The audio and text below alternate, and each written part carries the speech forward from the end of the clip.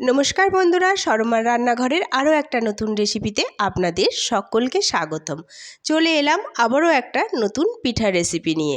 এটাও সেই পুরনো দিনের রেসিপি, মা ঠাকুমাদের হাতের সেই পুরানো ভাপা পিঠার রেসিপি, যেটা খেতে কিন্তু খুব সুন্দর লাগে। তাহলে চলুন দেরি না করে শুরু করে ফেলি আমাদের আজকের রেসিপি। আজকের রেসিপি বানানোর জন্য প্রথমে এখানে আমি একটা কড়াই বসিয়ে দিয়েছি ওভেনে। এরপর এর মধ্যে দিয়ে দিচ্ছি 1 বাটি জল। এই জলের মধ্যে দিয়ে দেবো স্বাদ অনুযায়ী লবণ দিয়ে এরপর নেড়েচেড়ে ভালো করে জলের সাথে মিশিয়ে নেব। এরপর ওয়েট করব জলটা একটু গরম হওয়া পর্যন্ত। দেখুন এখানে জলটা ভালো করে গরম হয়ে গেছে। এরপর এর মধ্যে আমি দিয়ে দিচ্ছি 1 বাটি চালের গুঁড়ো। এখানে আমি আতপ চালের গুঁড়োটা ব্যবহার করেছি, আপনারা যে কোনো চালের গুঁড়ো ব্যবহার করতে পারেন। চালের গুঁড়ো দিয়ে এরপর এটাকে ভালো করে জলের সাথে নেড়েচেড়ে মিশিয়ে নিচ্ছি। তবে জলের পরিমাণটা কিন্তু খুব বেশি দেওয়া যাবে না। 1 বাটি জলের জন্য 1 বাটি চালের গুঁড়োই ব্যবহার করতে হবে। তবে চালের গুঁড়ো অনুযায়ী জলটা কিন্তু সামান্য একটু বেশি লাগতে পারে। জলটা এমন দেবেন যাতে এটা মাখলে পরে যেরকম আটার ডো তৈরি হয় সেরকম যেন শুকনো শুকনো ডো তৈরি হয়, খুব যেন কাদা কাদা না হয়। দেখুন জলের সাথে চালের গুঁড়োটা আমি খুব ভালো করে মিশিয়ে নিচ্ছি নেড়েচেড়ে। আর এই সময় কিন্তু আঁচটা একদম লোতে রাখতে হবে। নেড়েচেড়ে একটু আমি এটা রান্না করে নেব যেন চালের গুঁড়োটা একটু সিদ্ধ হয়ে যায়। আর চালের গুঁড়োটা দেখুন এরকম একটু ঝরঝরে রয়েছে। আমার ভালো করে মেশানো হয়ে গেছে। এরপর গ্যাসের ফ্লেমটা আমি অফ করে এটাকে ঢেকে রেখে দেবো 2 মিনিট, চালের গুঁড়োটা ভালো করে সেট হয়ে যাওয়া পর্যন্ত। ফিরে এলাম 2 মিনিট পর। দেখুন এখানে ভালো করে চালের গুঁড়োটা সেট হয়ে গেছে আর ভালো করে সিদ্ধও হয়ে গেছে। এরপর এটা ওভেন থেকে নামিয়ে আমি এটা একটা থালার মধ্যে ঢেলে নিচ্ছি। সবটা ঢেলে নিয়ে সামান্য একটু ঠান্ডা করে নেব। ঠান্ডা হয়ে গেলে এটাকে আমি এরপর হাতে করে মেখে নেব। একদম গরম অবস্থায় মাখতে যাবেন না, একটু ঠান্ডা করে তারপর মেখে নেবেন। হাতে করে এটা মেখে নেবেন। আর এটা দেখুন এরকম একটু শক্ত শক্ত থাকবে, খুব একদম নরম হবে না। খুব নরম হলে কি অসুবিধা হবে সেটা আমি পরে আপনাদের বলে দেব। দেখুন হাতে করে আমি একটা ডো তৈরি করে নিয়েছি। এরপর এই ডোটাকে আমি হাতে করে ভালো করে 3 থেকে 4 মিনিট ধরে সুন্দর করে মেখে নেব, একদম স্মুথ করে নেব মেখে। এই ডোটা যত ভালো করে মাখা হবে পিঠেগুলো কিন্তু ততটাই সফট হবে। দেখুন আমার এখানে ডোটা ভালো করে মাখা হয়ে গেছে আর একদম স্মুথ একটা ডো তৈরি করা হয়ে গেছে। এরপর একটা ভিজে ন্যাকড়া দিয়ে আমি এটাকে কভার করে দেব। কভার করে এটাকে আমি রেস্টে রেখে দেব কিছুক্ষণ। ভিজে ন্যাকড়া দিয়ে এটা কভার করে রাখলে এটা কিন্তু অনেকটা সফট থাকে। এটা রেস্টে থাকতে থাকতে এদিকে আমি পুরটা তৈরি করে নিই। তার জন্য ওভেনে আবারও কড়াই বসিয়ে দিয়েছি। কড়াইয়ের মধ্যে দিয়ে দিচ্ছি 1 বাটি নারকেল কোড়া। নারকেল দিয়ে এর মধ্যে অ্যাড করে দিচ্ছি পরিমাণ মতো গুড়। এখানে আমি আখের গুড়ই ব্যবহার করেছি, আপনারা চাইলে এখানে খেজুর গুঁড়ো বা পাটালি গুঁড়ো ব্যবহার করতে পারেন। গুড় দিয়ে এরপর আমি এটাকে নেড়েচেড়ে ভালো করে মিশিয়ে নেব। প্রথম অবস্থায় মনে হবে যে এটা যেন শুকনো শুকনো আছে, কিন্তু কিছুক্ষণ রান্না করার পর যখন গুড়টা গলে যাবে তখন দেখবেন এটা কিন্তু অনেকটা মাখো মাখো হয়ে যাবে। আর এই পুর করার সময় আমি আঁচটা কিন্তু লো থেকে মিডিয়ামের মধ্যে রেখেছি। অনবরত নেড়ে নেড়ে পুরটা আমি রান্না করে নেব। এই সময় কিন্তু অনবরত নাড়তে হবে, না হলে কিন্তু তলায় ধরে যেতে পারে। ভাপা পিঠে তো আমরা অনেক রকমই খেয়েছি, তবে এই রকম করে একবার বানিয়ে দেখুন, এটা যে এত সুন্দর খেতে হয় না খেলে পরে কিন্তু বিশ্বাসই হবে না। দেখুন কিছুক্ষণ আমি রান্না করে নিয়েছি, গুড়টা একদম গলে গেছে আর দেখুন অনেকটা মাখো মাখো হয়ে গেছে, নারকেলটাও অনেকটা সিদ্ধ হয়ে এসেছে। এই পুরটা কিন্তু আমরা খুব শুকনো শুকনো করব না, নারকেল সিদ্ধ হওয়া পর্যন্তই এটা আমি রান্না করে নেব। এখানে দেখুন নারকেলটা অনেকটা সিদ্ধ হয়ে গেছে। এরপর এর টেস্টটা বাড়ানোর জন্য আমি এর মধ্যে অ্যাড করে দিচ্ছি 1 চামচ গুঁড়ো দুধ। গুঁড়ো দুধ দিলে এই পুরটা কিন্তু খেতে অসাধারণ লাগে। আপনাদের হাতের কাছে যদি গুঁড়ো দুধ অ্যাভেলেবেল থাকে তাহলে আপনারা দিতে পারেন, না থাকলে আপনারা এটা স্কিপ করতে পারেন, কোনো অসুবিধা নেই। গুঁড়ো দুধ দিয়ে এরপর এটাকে ভালো করে নেড়েচেড়ে মিশিয়ে নেব। খুন্তির সাহায্যে দেখুন এইভাবে অনবরত নেড়ে নেড়ে আমি মিশিয়ে নিচ্ছি, এইভাবেই মিশিয়ে নেবেন। পিঠার এই পুরটা তৈরি করতে খুব একটা বেশি টাইম লাগে না, 5 মিনিটের মধ্যেই এই পুরটা কিন্তু খুব ভালোভাবে রেডি হয়ে যায়। গুঁড়ো দুধ দিয়ে এটাকে আর 1 থেকে 2 মিনিট আমি রান্না করে নিয়েছি। দেখুন পুরটা আমার প্রায় রেডি হয়ে এসেছে। যখন দেখবেন পুরটা কড়াইয়ের গা ছেড়ে দিচ্ছে তখন বুঝতে পারবেন যে পুরটা রেডি হয়ে গেছে। দেখুন 2 মিনিট পর পুরটা কড়াইয়ের গা একদম ছেড়ে দিচ্ছে, আমার পুরটা একদম রেডি হয়ে গেছে। এরপর আমি এটা নামিয়ে নিচ্ছি। নামিয়ে নিয়ে অন্য একটা পাত্রে এটা ট্রান্সফার করে নিচ্ছি। ট্রান্সফার করে নিয়ে সামান্য একটু ঠান্ডা করে নেব। ফিরে এলাম, দেখুন একটু ঠান্ডা করে নিয়ে পুরটা এদিকে আমার কিন্তু ডোটাও ভালোভাবে সেট হয়ে গেছে।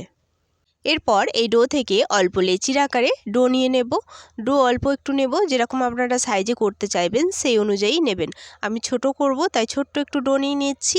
এরপর এটাকে হাতে নিয়ে এরকম গোল করে নেব। দু হাতে তালুর মধ্যে দিয়ে আমি এটাকে গোল করে নিচ্ছি।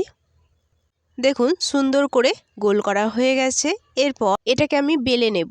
তার জন্য এখানে আমি একটা চাকতি নিয়ে নিয়েছি। এই চাকতির মধ্যে এরপর আমি এটাকে রেখে প্রথমে হাতের সাহায্যে একটু চ্যাপ্টা করে নিচ্ছি। এরপর এটাকে লুচির মতো বেলে নেব। আপনাদের আমি ডোটা শক্ত রাখতে বলেছিলাম এই কারণেই, দেখুন এখানে বেলার সময় কিন্তু ডোটা লেগে যাচ্ছে না চাকতির গায়ে, সেই জন্যই আমি একটু শক্ত রাখতে বলেছিলাম। এখানে আপনারা যদি একটু নরম করে ডোটা মাখতেন তাহলে এটা কিন্তু চাকতির গায়ে লেগে যেত। দেখুন এখানে আমি একটা বেলে নিয়েছি লুচির মতো করে। এরপর এর মধ্যে আমি পুর দেব। তার জন্য অল্প একটু পুর আমি এরকম হাতে নিয়ে নিচ্ছি। এবার এটাকে একটু আমি এইভাবে শেপ দিয়ে নিচ্ছি। লম্বাটে করে পুরটাকে এইভাবে আমি শেপ দিয়ে নিলাম। এরপর এই পুরটা এর মিডিল পোর্শনে এইভাবে বসিয়ে দেব। এই পিঠাতে পুরটা একটু বেশিই দিতে হয়, আর পুরটা কিন্তু বেশি দিলে এটা খেতেও ভালো লাগে। দেখুন পুর দেওয়া হয়ে গেছে। এরপর এর এক প্রান্ত ধরে এইভাবে আমি এটাকে ভাঁজ করে নেব। এটা একদম সহজ প্রসেস, একবার দেখলেই আপনারা করতে পারবেন। দেখুন সুন্দর একটা শেপ দেওয়া হয়ে গেছে। এরপর এটাকে আমি কভার করব।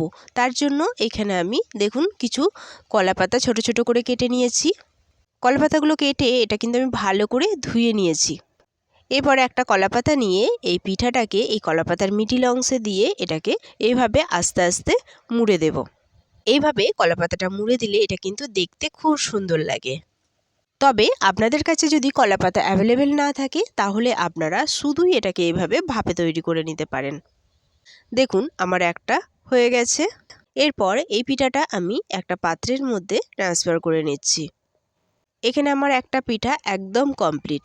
এরপর আর একটা আপনাদের করে দেখাই। তার জন্য দেখুন অল্প একটু ডো নিয়ে নিয়েছি।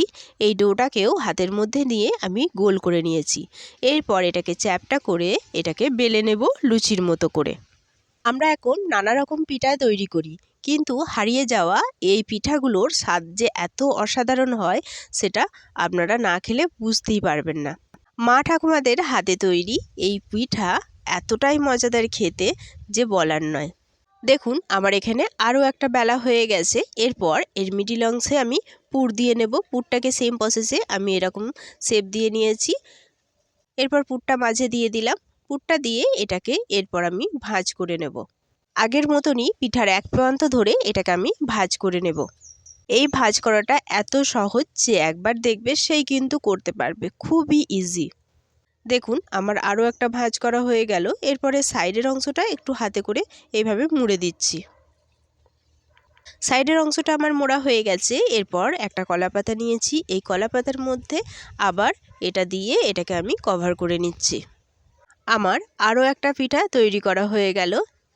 এইভাবে আমি সবগুলো পিঠায় এক এক করে তৈরি করে নিচ্ছি। সবগুলো পিঠা আর করা দেখালাম না। দেখুন সবগুলো পিঠা আমার তৈরি করা হয়ে গেছে। এরপর যাই পরবর্তী স্টেপে। এরপর আমি একটা ছিদ্রযুক্ত থালা নিয়ে নিয়েছি। এর মধ্যে দিয়ে দিচ্ছি সামান্য একটু তেল।